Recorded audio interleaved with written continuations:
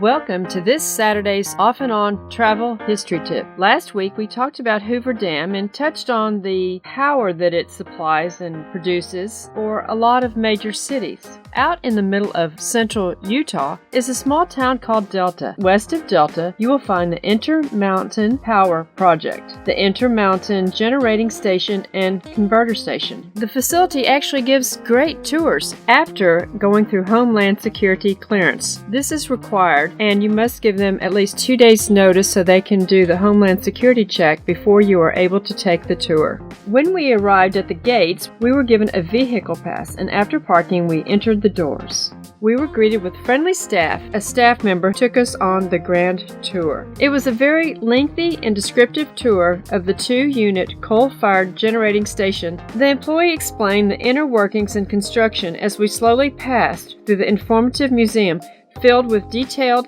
plant simulation models. This area had just an abundance of information, and it was filled with little models of the entire plant and descriptive placards. After we put on goggles and a hard hat, our guide led us through the enormous facility into the operations room, beside the coal burners, and alongside the 2 enormous generators. From an elevated observation deck, we could see the rail yard, the coal storage site, and the water treatment area.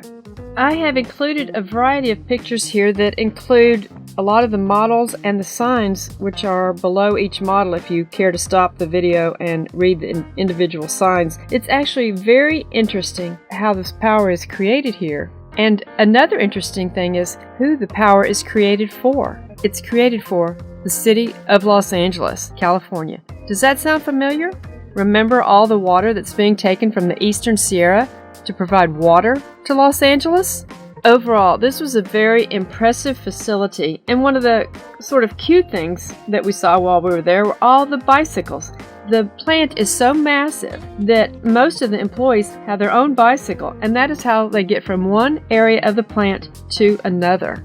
One of the last places that she took us was the control station room, which we viewed through the glass, and we saw there was only one employee there.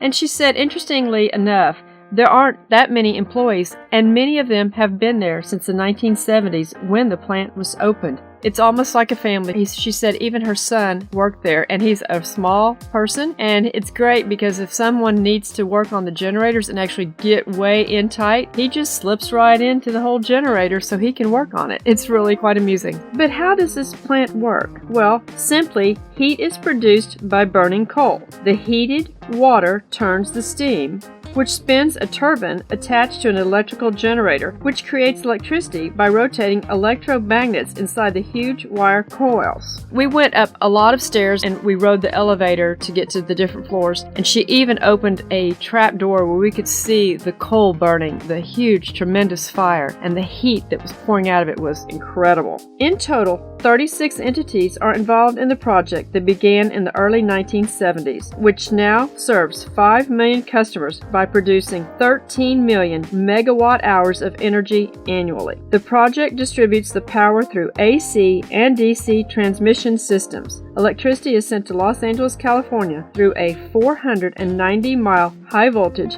DC transmission line. It's absolutely fascinating that Delta, Utah, if you look on the map, it's sort of just out in the middle of nowhere, is this huge plant that is supplying power to the city of Los Angeles. American history.